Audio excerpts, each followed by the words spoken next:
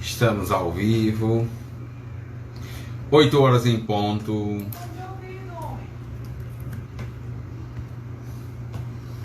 Não sei se vai dar certo esse fone de ouvido, não. Heitorzinho, meu filhote.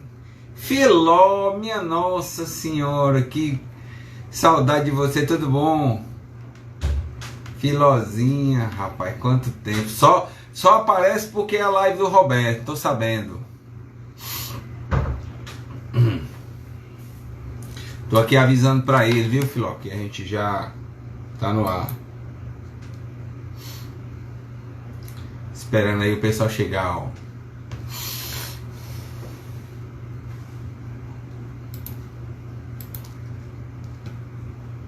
Fica bom fazer começo. Ok, seja bem-vindo. Juliano Siebra. Tá.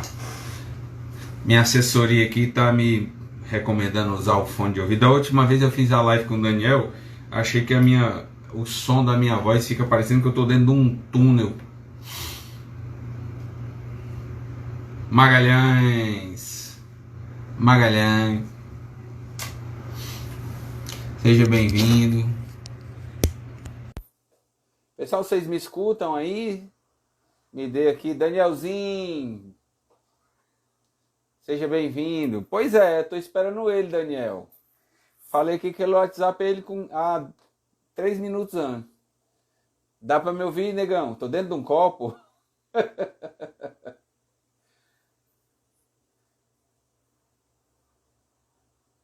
Estão me ouvindo aí? Bem? Manu, meu amor. Positivo operante, câmbio. Capitão, cadê o sargento, capitão? Aliás, capitão não, né? Que a gente foi promovido, todo mundo que tá nesse esquadrão, anos no mesmo... Pronto. Tá bom o som, né? Maria Júlia, meu presidente, Aureliano, que satisfação ter você por aqui, meu amigo. Maria Júlia. Ele tá me mandando mensagem aqui. Tá no Insta. Assim, tu tem que entrar na live, meu filho.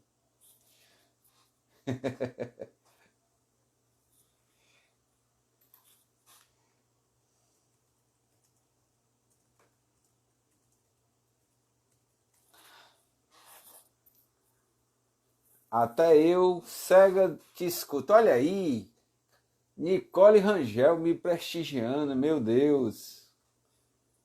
Renata Pinheiro.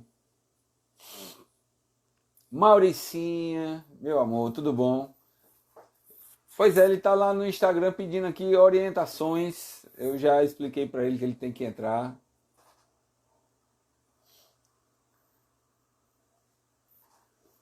Gente, seja muito bem-vindo.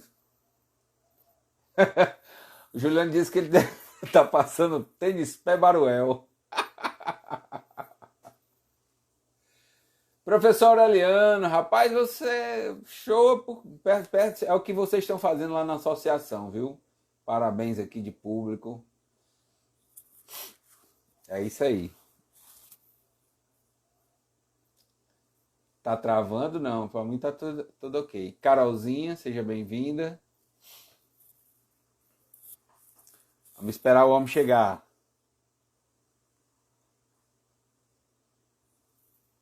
Pessoal, só avisando aqui enquanto o Robertinho... Aí, muito bem.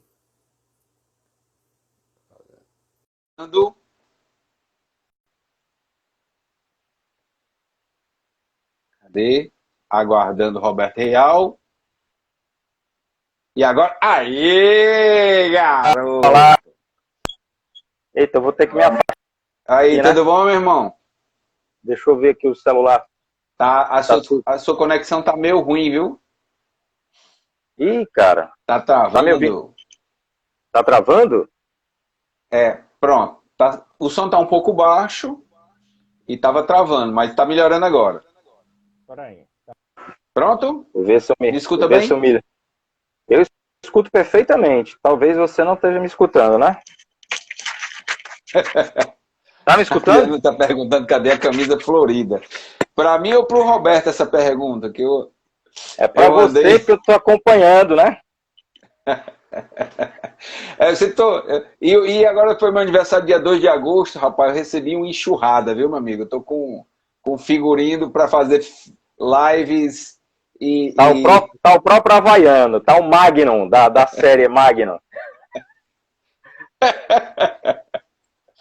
Robertinho, meu filho, enquanto o povo vai chegando aí, nós já estamos com alguns colegas entrando, que a gente tem um tempo, né? Infelizmente.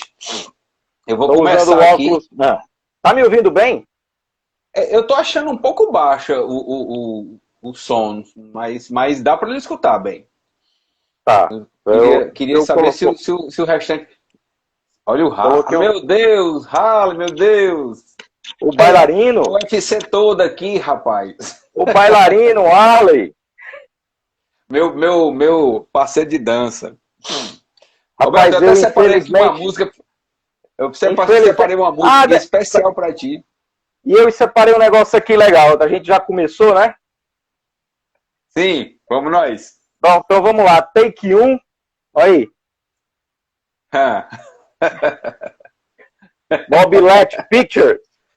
Ah, garoto. Né? Você que é um homem de talentos renascentistas, já está aí fazendo os treinos para a direção, né? Eu vou começar aqui, Robertinho, como eu faço com as lives que eu venho fazendo aqui um pequeno esboço aqui da sua trajetória. Vale, menino senhor. Rapaz, eu vou ter que espantar as coisas de casa, né? Vou ter que espantar o cachorro.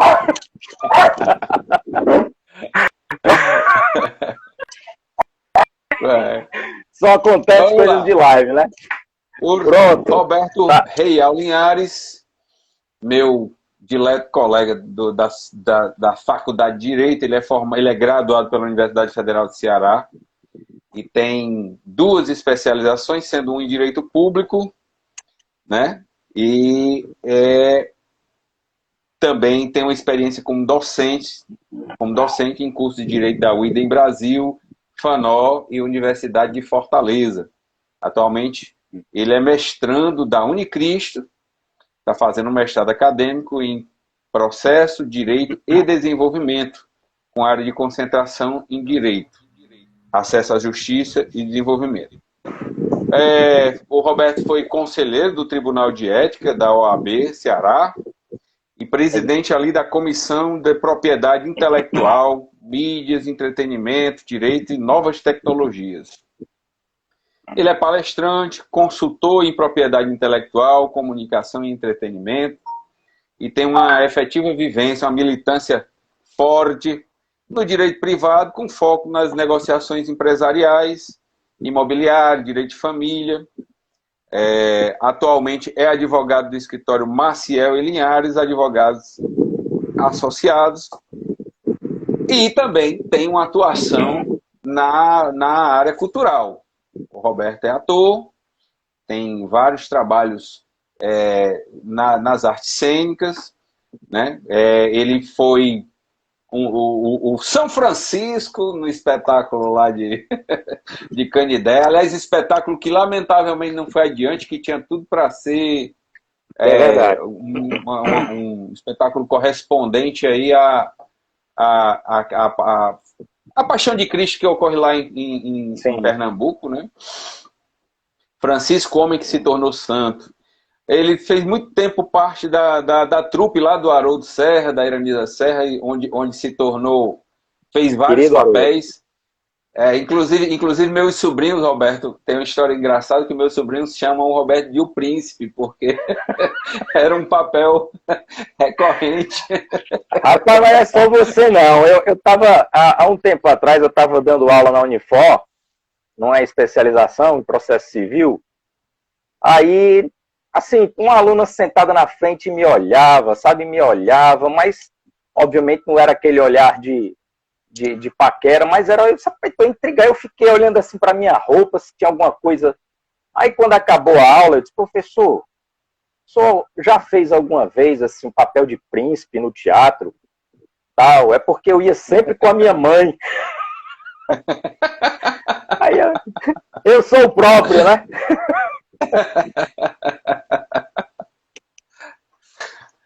Mas nem só de príncipe, não. Só falando aqui, pelo menos na minha pesquisa, Robertinho, a peça O Dote, que foi que inclusive você chegou a ser indicado como prêmio de destaque em 2016. Um dos indicados. E aí, eu vou lhe fazer a pergunta que ninguém nunca lhe fez, viu? Uma pergunta que você nunca ouviu na vida. Mas aí, para nossa audiência, é importante que você responda. Meu amigo, como é que você concilia o trabalho de ator? Inédita, né?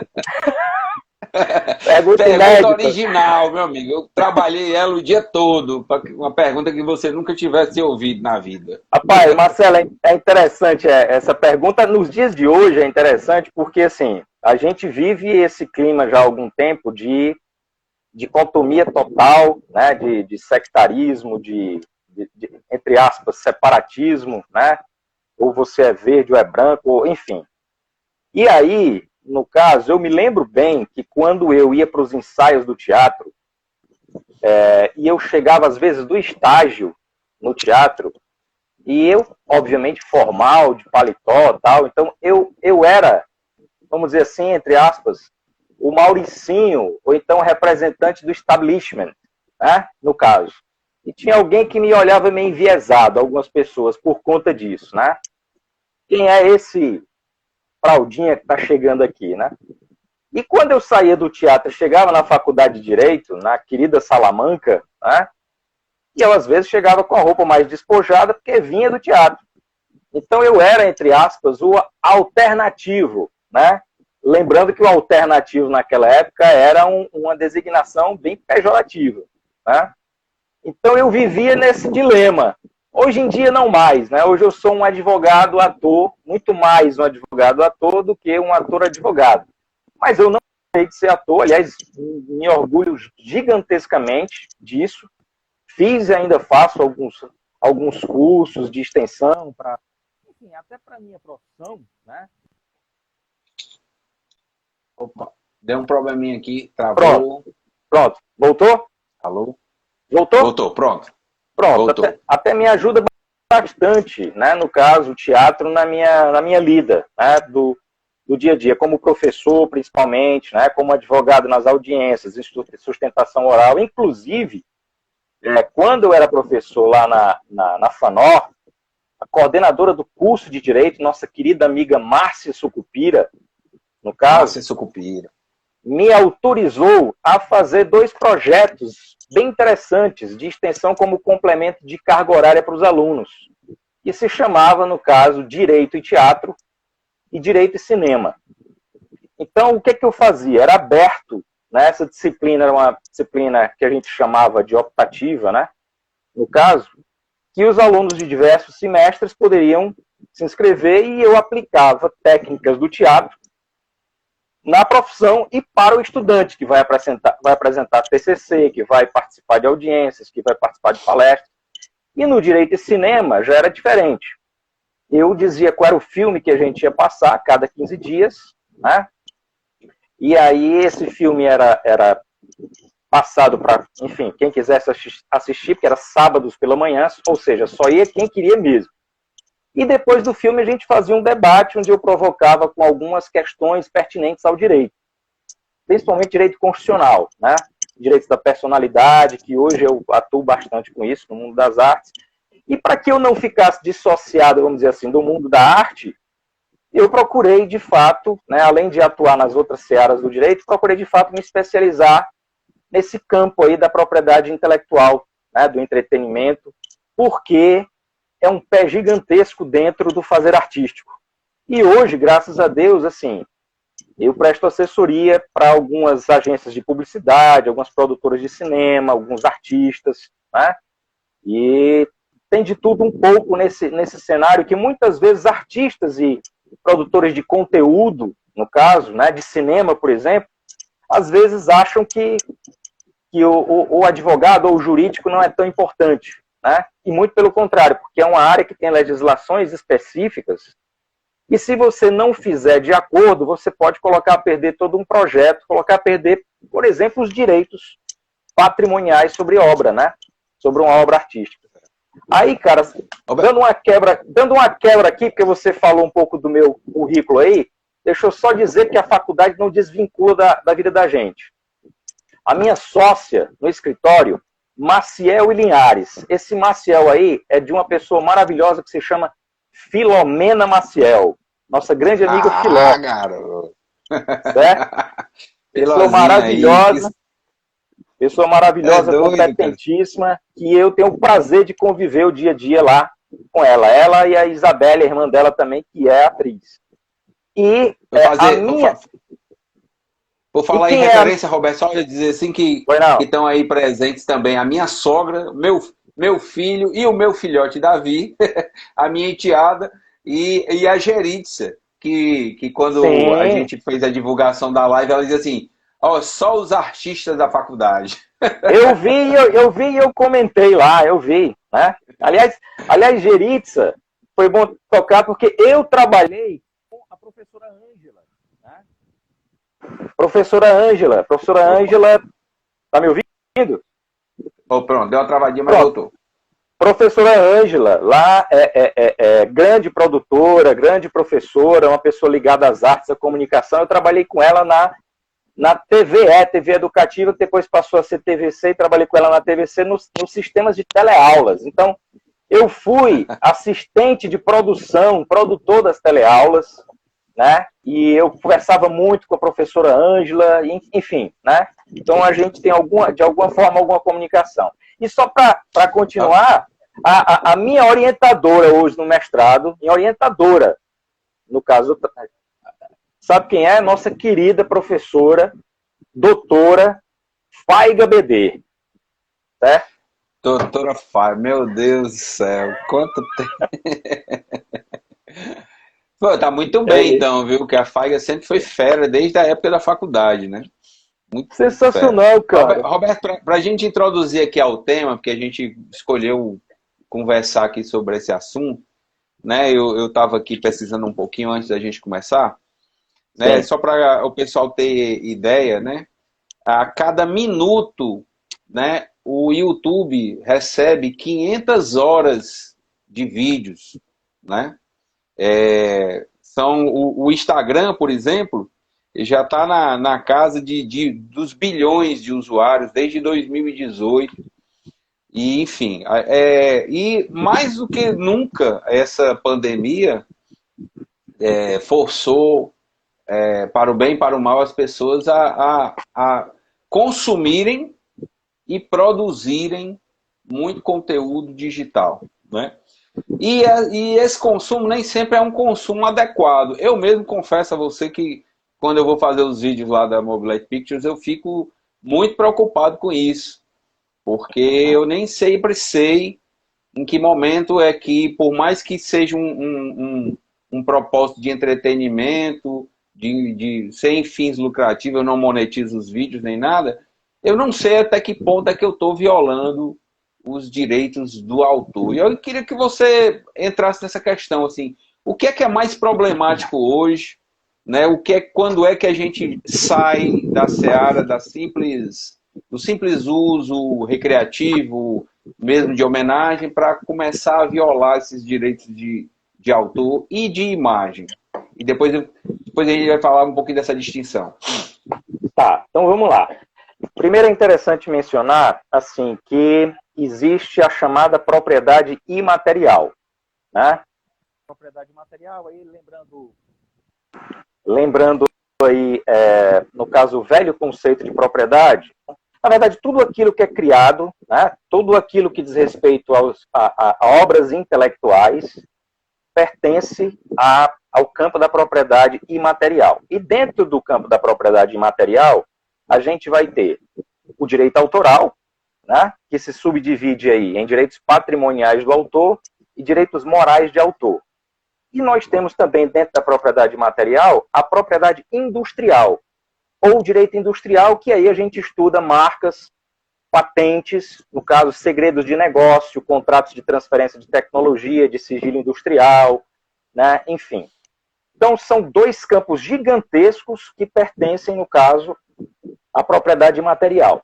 E nem preciso dizer, até pelo seu exemplo, né, no caso do consumismo desse mundo digital, que os bens incorpóreos, hoje em dia, né, os bens imateriais, eles hoje representam a movimentação econômica muito mais, gigantescamente mais, do que os bens corpóreos. Diferente no caso da nossa geração, né, na década de 80, de 90, onde o imaterial era algo que tinha o seu valor econômico, mas... Então, só para dar um exemplo disso, né, a marca, por exemplo, a marca Microsoft, ela e a marca Facebook, vale 4 vezes mais o conjunto de bens patrimoniais que eles mesmos têm. Então, o valor de marca é um negócio gigantesco, estratosférico. E aí, pegando a tua provocação, por exemplo, da própria Mobilete Pictures, rapaz, será que eu estou infringindo ou não? Via de regra, Marcelo, assim, todas as vezes que a gente vai produzir algum conteúdo e a gente for utilizar alguma obra artística, científica ou literária, no caso, aí vide aí o quê? Artigos científicos, pintura, artes plásticas, escultura, música, dança, teatro, cinema, enfim, né? Tudo isso e muito mais pertence a esse campo das obras artísticas, científicas e literárias e, portanto, dentro do campo do direito autoral. Todas as vezes que você for usar, seja um pequeno trecho que for, em regra, você teria que pedir autorização para os titulares dos direitos patrimoniais sobre essa obra. Geralmente, os direitos patrimoniais sobre a obra é do próprio autor, pessoa física, ou é de uma pessoa jurídica, porque às vezes o autor cria para uma pessoa jurídica, que é muitas vezes o caso do cinema, que a gente depois pode se aprofundar. Mas no teu caso, por conta dos princípios existentes dentro do estudo da propriedade intelectual no mundo, porque a legislação brasileira ela segue quase ipsis literis a convenção, no caso de Genebra, a convenção de Berna, né? No caso, nesse sentido. Então, no teu caso, assim como diversas outras pessoas que fazem o mesmo sentido, falando sobre cinemas, blogs especializados que não monetizam, no meu entender, como no entender de boa parte da doutrina, da maior parte delas, como a gente fala no direito, né, da doutrina dominante, não fere. Tá? Não fere. Por quê? Porque aí entra no que é chamado dentro da propriedade intelectual da regra dos 3 passos, que é universalmente conhecida. Que é em alguns casos especiais, como o seu, por exemplo, em que, por exemplo, a reprodução de um trecho de uma obra não vai prejudicar a exploração normal econômica de quem é titular da obra. Ao mesmo tempo, aquele trecho de obra passada não vai ferir os direitos da personalidade dos artistas, né? Ao mesmo tempo, a crítica que se faz àquela obra não é uma crítica para você depreciar a obra ao ponto que caia no descrédito ou que venha privilegiar um concorrente ou algo nesse sentido. E o que você faz não cabe exatamente nessa regra dos 3 passos internacionalmente conhecida. E, portanto, as ações judiciais que um dia já tentaram fazer contra alguém que cria conteúdo como você, aliás, Mobilete Pictures está revolucionando gigantescamente, né? Então no caso o Spielberg é muito chatinho, eu não gosto de ligar e pedir autorização dele para nada, não. Então é por aí, meu amigo. Então é mais ou menos esse caminho. Mas via de regra, aí já pegando aí a sua carona que você falou das redes sociais aí, do YouTube. Você tá vendo a pergunta aí, não sei se você tá vendo a pergunta aí da Maurícia, é super pertinente, né? Rapaz, olha... Quando o autor divulga um trailer numa plataforma social, se a reprodução desse trailer também implicaria numa violação. Não implica, porque na verdade aí, primeiro que a indústria cinematográfica, no caso, não vai procurar acionar alguém judicialmente por conta de um trailer. Primeiro porque, juridicamente falando, qual é o objetivo do trailer? Né? É você divulgar a obra. Então, se você replica isso nas redes sociais, é exatamente isso que a indústria fonográfica, e não só a indústria fonográfica, mas os hercúleos produtores nacionais, né, os cineastas nacionais que correm atrás com sangue nos olhos para fazer o seu filme, a sua obra audiovisual, né? Seja ela uma obra audiovisual cinematográfica, uma animação, um curta-metragem, um médio-metragem, enfim. Né? Roberto, eu antes de chegar num outro ponto que eu queria ainda explorando um pouquinho, só que sobre outro viés.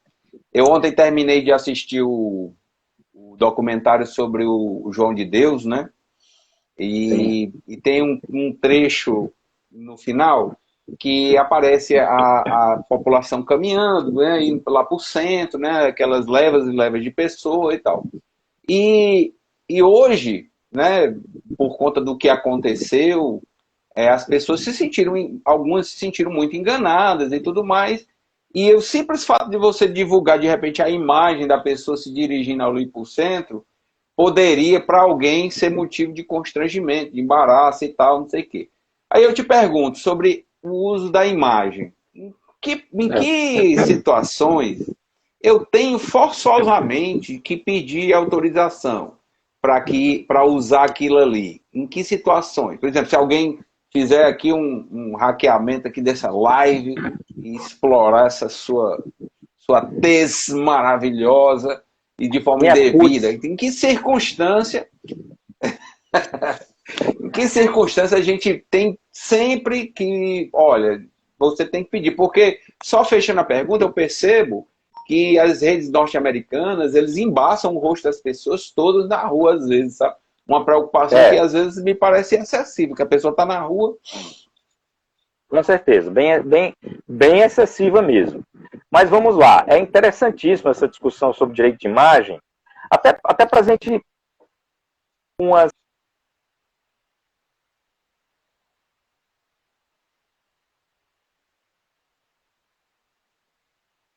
meus direitos autorais em relação à imagem, né?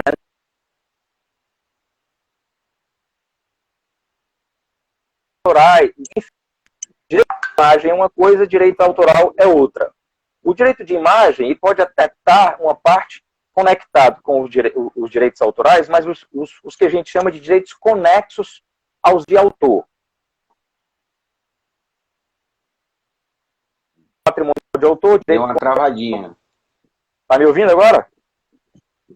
Tá me ouvindo? Pronto. Alô? Porque tá surgindo e voltando, mas para mim tá ruim? Ok agora. Não, tá ótimo, dá para ouvir. Bom, e os direitos conexos de autor, né, são direitos protegidos pela Lei de Direito Autoral brasileira, que é justamente, no caso, a interpretação dos artistas. Né? Mas fora a interpretação dos artistas, existe o direito de imagem, que não são artistas, são pessoas que aparecem muitas vezes, né, numa matéria jornalística que seja, numa fotografia, num campo de fundo.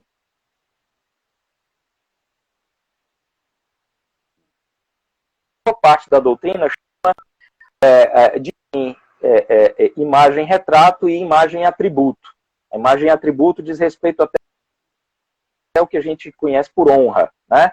Pela fama, né? Como ela é reconhecida dentro da sociedade, dentro do trabalho dela. E o direito de imagem-retrato é exatamente essa imagem efígie, né? Essa imagem semblante, essa imagem que aparece, no caso, para as pessoas observarem. Bom, no que diz respeito ao exemplo que você deu, né? Ora, essa matéria, ou esse filme, ou esse documentário relativo àquele senhor lá, que utilizava, inclusive, da doutrina espírita para deturpar a própria doutrina espírita, né, no caso, aquela matéria foi feita muito antes. E aquelas pessoas, no caso, apareceram, ou elas deram autorização para aparecer, ou se não deram autorização, o ambiente, ali no caso, um ambiente aberto, e é uma matéria jornalística, um documentário, não coloca em descrédito a imagem daquela pessoa, não vai ferir os direitos da personalidade dessa pessoa, não fere a intimidade, não fere a privacidade, não fere a imagem, atributo dessa pessoa, de forma nenhuma, e, portanto, esse tipo de ação, porque existem várias, a grande maioria delas tem sucesso. exemplo, a matéria jornalística de um jogo de futebol. Roberto, né? eu vou... Tá.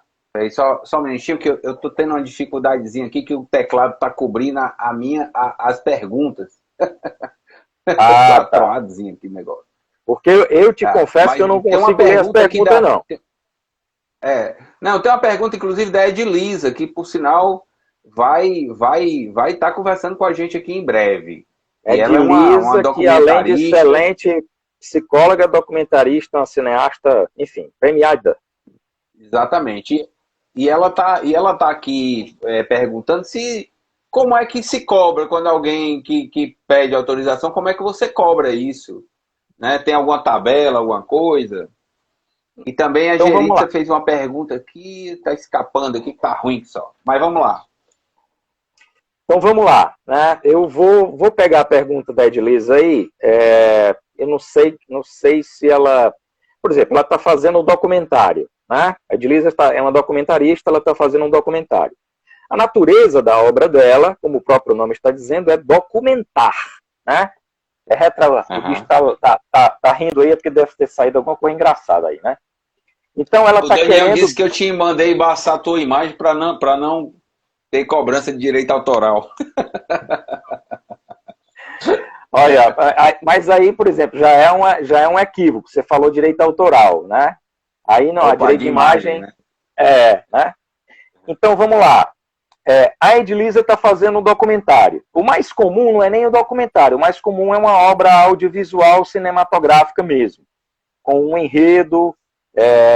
Enfim, depois eu até quero falar um pouquinho sobre cinema nesse aspecto, né? O cinema sem ser o documentário.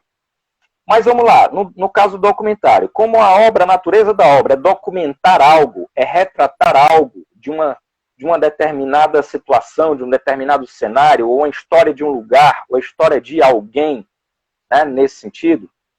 Então, as pessoas que aparecem ao fundo, numa filmagem de uma rua onde uma pessoa que está sendo retratada ou biografada aparece, né, ou você está falando sobre a história daquele bairro, ou você está falando sobre os costumes de um povo, isso não vai ferir o direito de imagem de ninguém, certo? Não vai mesmo. Não tem nenhum perigo em relação a isso. Já está pacificado.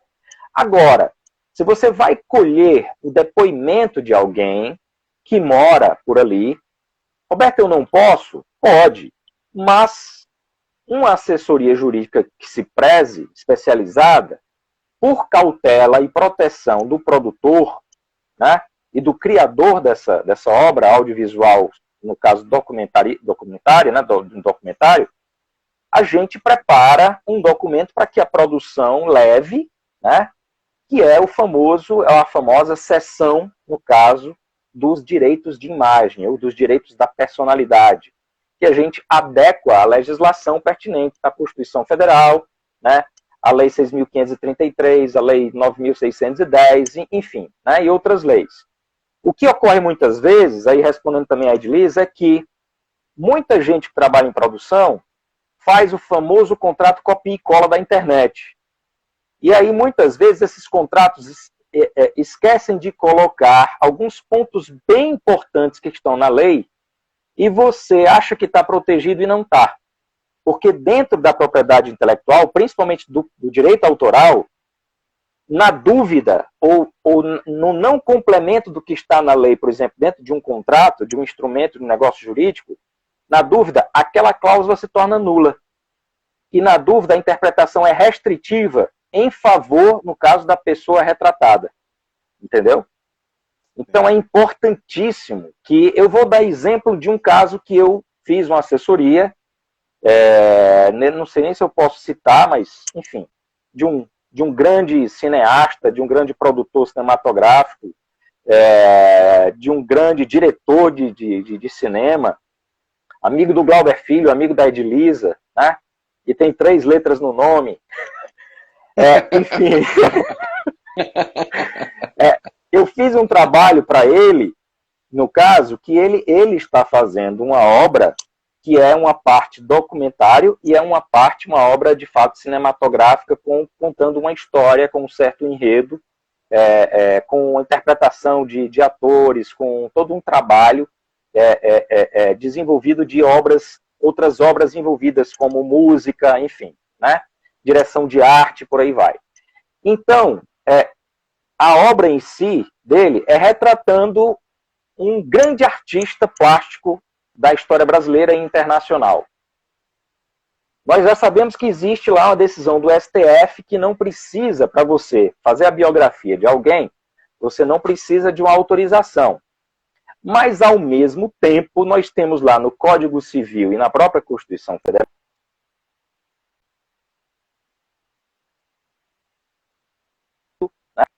que se você vier a depreciar essa pessoa, ou se a pessoa se sentir depreciada, ou os parentes dessa pessoa, porque existem os direitos de imagem post-mortem também, né?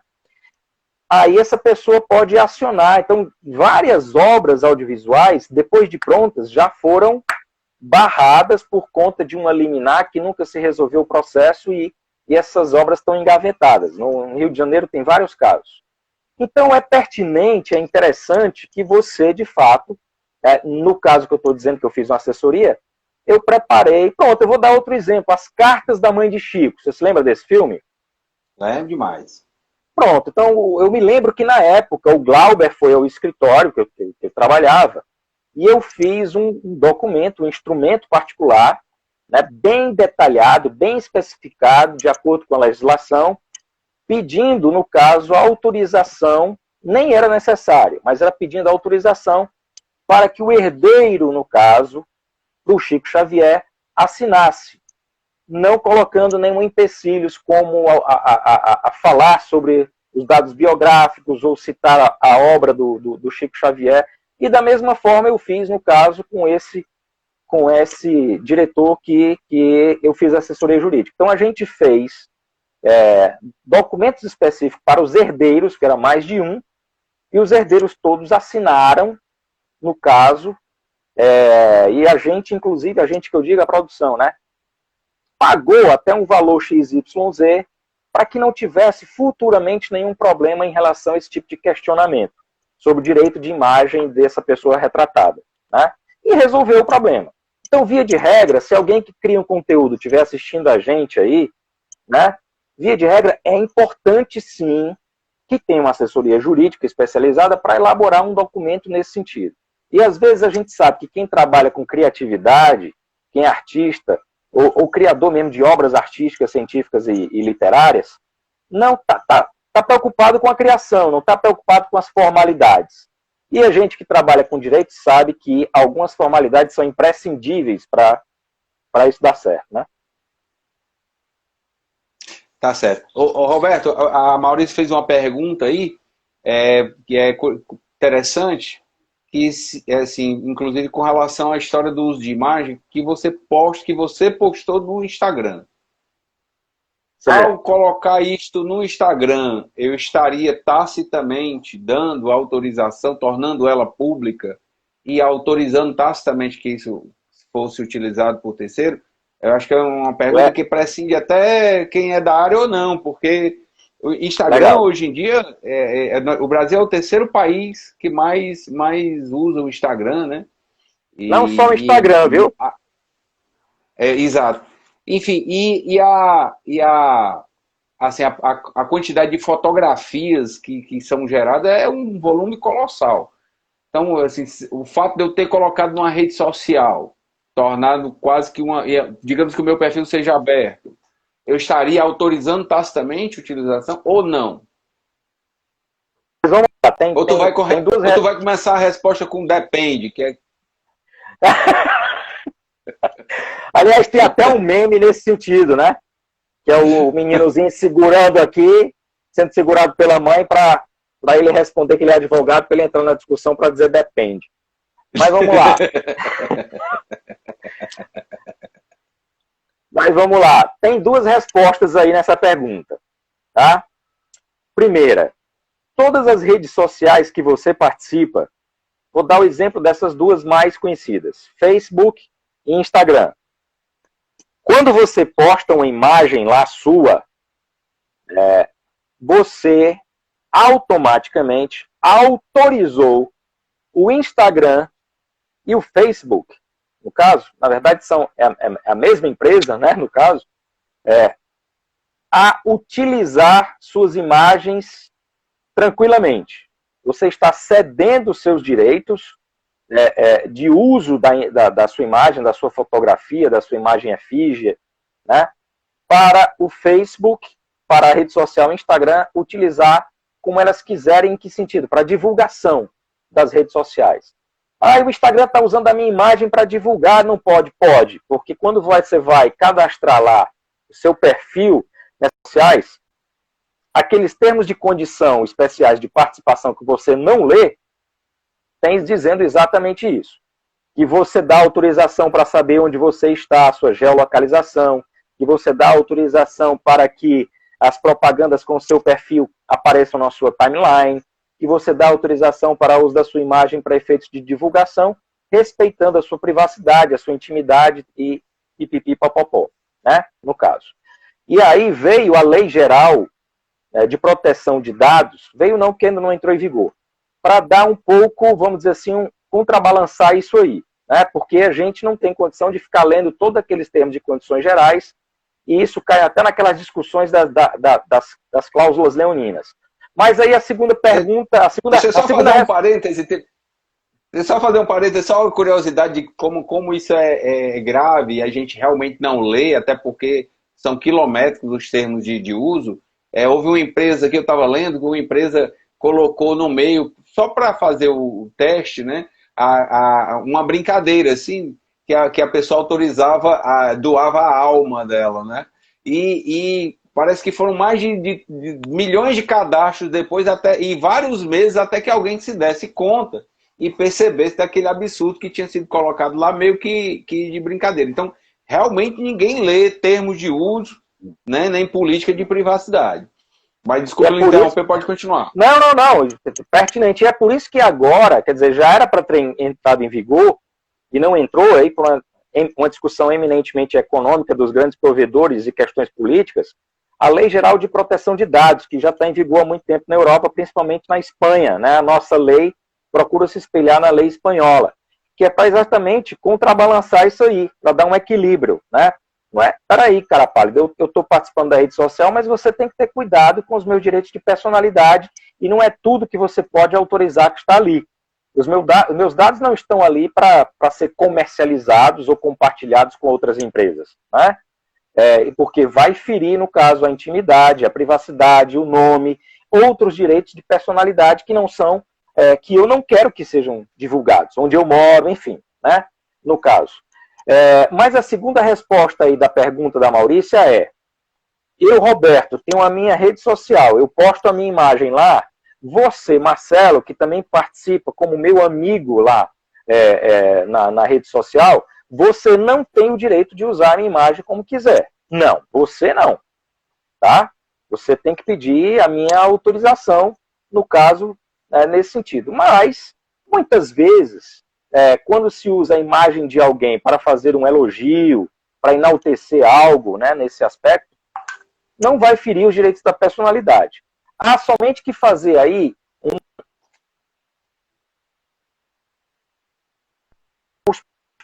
né? As pessoas que participam do cenário político, né, e alguns artistas que são muito notórios, os políticos, eles podem ser retratados sim, porque muitas vezes a imagem sai, no caso, num jornal, seja ele em formato digital ou no formato físico, e você pode sim compartilhar essa imagem do político.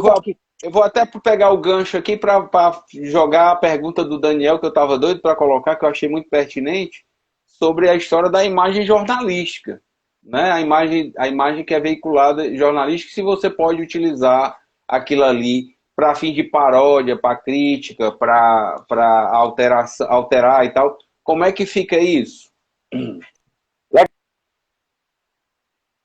Opa, travou.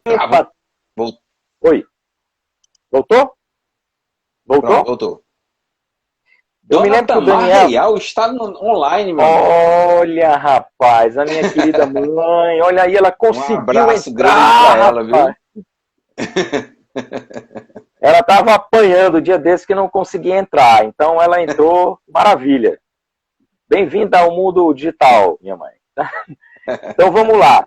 Essa pergunta do Daniel é pertinente porque eu me lembro, inclusive, que o Daniel me fez uns questionamentos há uns anos atrás.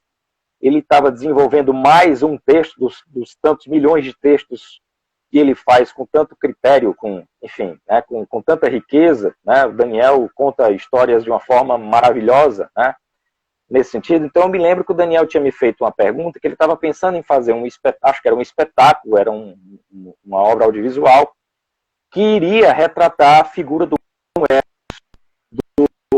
caso do Grande Otelo, né? Roberto, eu quero colocar aqui nesse sentido, como é que eu posso? Eu fiz algumas ponderações para ele naquela época, nesse sentido, e usando o depende, tá? Porque aí realmente vai depender de realmente como é que seria a configuração. Mas vamos lá, a imagem jornalística, certo? A imagem jornalística, obviamente, ela foi captada por um jornalista fotógrafo, tá? Esse jornalista fotógrafo, ele é criador daquela imagem, portanto, ele tem os direitos, né, a propriedade sobre aquela obra, sobre aquela fotografia. Acima de tudo, ele tem os direitos morais sobre aquela obra. Muitas vezes ele não tem o direito patrimonial, porque, como ele é muitas vezes funcionário de um jornal, de um meio de comunicação, então quem tem os direitos patrimoniais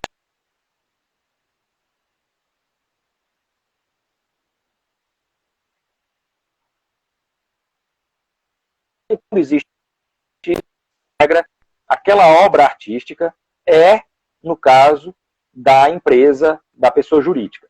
Mas a autoria sempre será do fotógrafo, porque não perde essa autoria. Isso é um direito fundamental, que é o direito moral de autor. Se alguém utilizar daquela imagem com a outra finalidade, que não uma finalidade jornalística, mas uma finalidade de, por exemplo, utilizar a imagem para ser usado numa peça teatral, jogada numa parede de uma peça, né, sendo projetada, ou sendo utilizada no cinema, aí já fica diferente. Porque você vai ter que pedir autorização para a utilização daquela imagem, muito embora seja uma imagem jornalística. Tá? Se você faz uma paródia... Tá dizendo aqui que travou. Para mim não travou, mas estão se queixando aqui que travou a imagem. A minha? Aí continua, pessoal. Pode continuar. Para mim tá ok aqui. Bora, aí, Robertinho, vamos continuar. Disso aí sobre isso ninguém tem controle, né? Então, se você, no caso, vai utilizar a imagem para essa finalidade, para promoção de um filme, para promoção de uma peça, já muda a configuração. Que você vai ter que pedir a autorização do fotógrafo. E tem outro caso também, né? Porque o fotógrafo ele está registrando uma cena. Se o fotógrafo registra a cena, eu vou dar um exemplo clássico. Aquela foto que ficou icônica do marinheiro que beija... Não, do marinheiro que beija a enfermeira, né? A suposta enfermeira. Né? Aquela imagem ficou icônica. Quem captou aquela imagem depois começou a vender, né? Dando licença de uso, ganhou muita grana com isso, e um tempo depois, os retratados entraram com ação, porque nunca foram pedir autorização para isso. Né? Ele poderia alegar que era, no caso, uma situação que configurava uma cena de um evento, né, como o fim de uma guerra, uma comemoração, mas o problema é que ele começou a comercializar aquela obra. E aquela obra comercializada representa a imagem de duas pessoas. Ou seja, alguém está ganhando dinheiro com a minha cara, meu lindo rosto, né? No caso, ou a minha pose, nesse sentido. E aí, nesse caso, eles entraram sim, judicializaram, e depois de muito tempo, a gente sabe como é muitas vezes nos Estados Unidos, não revelaram, mas fizeram um acordo que ficou bom para todo mundo. Então, eu entendo aí que todo mundo deve ter ganho muito dinheiro. Roberto, nós estamos se aproximando aqui, falta 10 minutos e tem um assunto mais chato que eu queria conversar. Chato não, né? Mais sério, né? É a nossa conversa. Tá. Eu sabia que a conversa ia ser um pouco mais técnica, podia ser que não agradasse todo mundo, mas pelo jeito o pessoal tá falando. E foi uma questão trazida pelo Glauber Filho, e muito pertinente, porque é o que você que é professor e todo mundo que dá aula agora, que está se vendo na obrigação de dar aula online, está gerando uma série de conteúdos que ficam ali na plataforma e à disposição das empresas, né? Eu estava vendo na lei de direito autoral, a atual não fala nada, mas na anterior falava que quando você é empregado de uma empresa, a produção cultural ali era dividida a autoria. Mas nessa não fala. E aí você fica com uma situação um tanto quanto complicada, porque você gerou, bem ou mal, um conteúdo com audiovisual, né, que tem ali o seu talento, sua expertise, e aquilo ali está sendo utilizado por uma empresa. E quando romper o vínculo trabalhista de quem é o direito, o professor pode levar aquilo ali, não, a empresa precisa pagar alguma coisa para continuar utilizando. Eu queria que você tentasse desatar esse nó aí, que me parece ser uma questão bem, bem pertinente para o tempo atual. Pertinente e ainda não tão pacificada por conta exatamente desse mundo digital que a gente foi quase que obrigado a estar, né? Ele já existia e a gente entrou nesse portal não vamos, mesmo que essa pandemia passe um dia, esse mundo a gente já entrou e a gente não vai mais sair dele. Por uma série de benefícios, né, que são importantíssimos, no caso, revolucionou a comunicação, até mesmo gerando conteúdo e você monetarizando isso. Mas vamos lá, não está pacificado exatamente por isso. Eu, por exemplo, quando estava tanto na Unifor como na FANO, eu sempre gostei de preparar as minhas aulas com slides e alguns questionamentos diferentes daquela tradicional, as chamadas metodologias ativas, né, que os professores conhecem hoje. Então, para não ficar naquela velha exposição de conteúdo, falando, e o aluno fazendo que está prestando atenção. Então, eu sempre preparei slides muito criativos, tomando como base diversos livros diferentes, né? Imagens selecionadas no banco de imagens gratuitos e tal. Aquela obra, aquilo é uma obra científica, né? E, portanto, tem proteção minha como professor, porque fui eu que elaborei. Eu utilizei de outras obras e tornei a minha obra única, né? Nesse aspecto, que eu fiz seleção de textos, eu preparei um texto meu, eu fiz resumos, eu colhi imagens. Então, essa obra é minha. Portanto, a instituição não tem o direito de utilizar a minha obra como bem entender, não. Certo? Enquanto tem o vínculo empregatício, a discussão jurisprudencial é que sim, pode utilizar desde que, no caso, se for ganhar dinheiro com isso, a instituição, o professor tem que ganhar também, certo? A mais, na sua remuneração, tá? Se o professor é desligado dessa instituição, ele pode utilizar, professor, a sua obra em outra instituição como ele bem entender, que foi ele que gerou esse conteúdo. Portanto, esse conteúdo não é da universidade. O professor ele tem que dar aula para o aluno. Eu não era obrigado a utilizar um conteúdo para dar aula. Eu era obrigado a dar aula. Mas eu quis fazer aquilo, né, a não ser que tenha no contrato do professor que ele será obrigado a criar conteúdos, que esses conteúdos serão de propriedade da instituição. Mas ainda assim, tem que observar essas cláusulas contratuais, porque essas cláusulas contratuais podem ferir a Lei 9.610, né, a Lei de Direitos Autorais, bem como o direito de imagem, bem como até os direitos dos artistas. E aí esse contrato pode ser nulo. Então, ainda estamos patinando jurisprudencialmente nesse sentido, mas observando os casos análogos e observando o estudo e a minha opinião, obviamente, como operador jurídico, desse conteúdo como queira.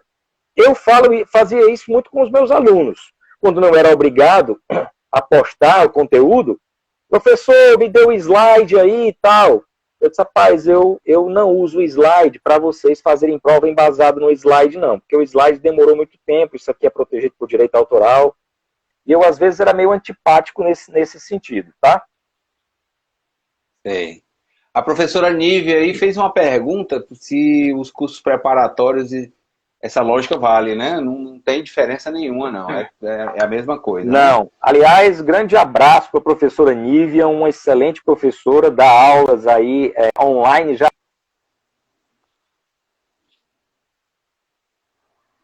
E dá aula para o Brasil inteiro nesses cursos preparatórios.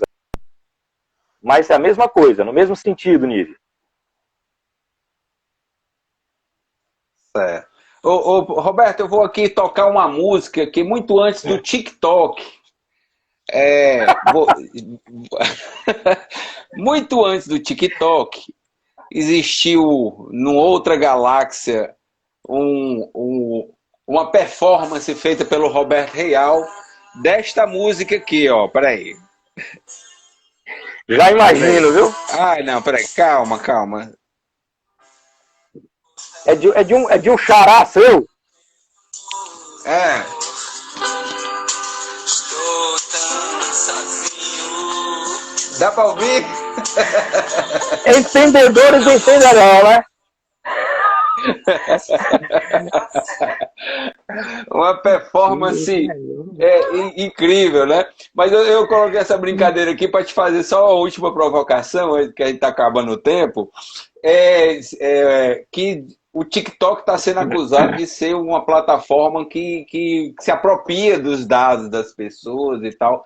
Você sabe alguma coisa sobre isso? Tem acompanhado essa polêmica? O Trump lá nos Estados Unidos chegou até a defender a proibição do TikTok, né? Não só o TikTok, como também o Zoom, né, que é muito utilizado aí para as webinars, né, as discussões aí em coletivo. Então já se encontraram, vamos dizer, falhas no sistema deles aí, que eles estavam captando dados importantíssimos aí das pessoas e de alguma forma compartilhando isso com outras empresas. Obviamente, o Donald Trump está utilizando isso, porque a China, né, grande concorrente, principalmente nessa área da comunicação digital, porque as empresas de telecomunicação chinesas, né, digitais, elas estão se sobrepondo muito às norte-americanas e, obviamente, ele está utilizando isso como um certo, entre aspas, protecionismo dessas empresas e tentando barrar, né, a entrada da empresa chinesa Huawei dentro dos Estados Unidos. Mas, olha, não só o TikTok. Tá? Um exemplo muito simples aí das redes sociais. Lá no Facebook, volta e meia aparece lá uma janelinha dizendo: veja com quem você se parece, que artista você fica parecido, veja a sua versão mulher ou sua versão homem. Quando você se cadastra e dá autorização para aquilo ali, você está dando autorização para aquela empresa que você não sabe onde ela está, no caso, para que ela, no caso, zipe todas as suas informações e utilize essas informações para monetarizar com outras empresas. Nosso tempo está acabando, Roberto. Infelizmente, nós vamos ficar na risca, cheio de perguntas que eu ainda tinha aqui para você, para não correr o risco da gente se encerrar bruscamente, porque encerra aqui bruscamente, cara. Eu queria agradecer muitíssimo, dizer para todo mundo que as lives ficam salvas no meu Instagram, mas eu também carrego elas no YouTube, né? Quem não pôde acompanhar por inteiro, que o papo foi maravilhoso. É meio atravessado aqui, é muita gente que a gente gostaria de falar, de cumprimentar, acaba passando aqui as conexões. Roberto, brigadíssimo, cara. Obrigado. Foi muito bom falar com você. Fala aí os últimos segundos antes que essa porra acabe. Cara, maravilha, grande abraço. Foi bom de novo a gente se falar nesse sentido, né? Passamos aí dos 28 anos de idade, né? Um pouquinho mais. Somos amigos aí de algum tempo e, enfim, grandes 20 amigos. 20 segundos. Abraço. Beijo pra minha mãe, pro meu pai. Beijinho, Roberto. Beijo, obrigado a todo mundo. Valeu, cara, galera. Foi massa. Valeu.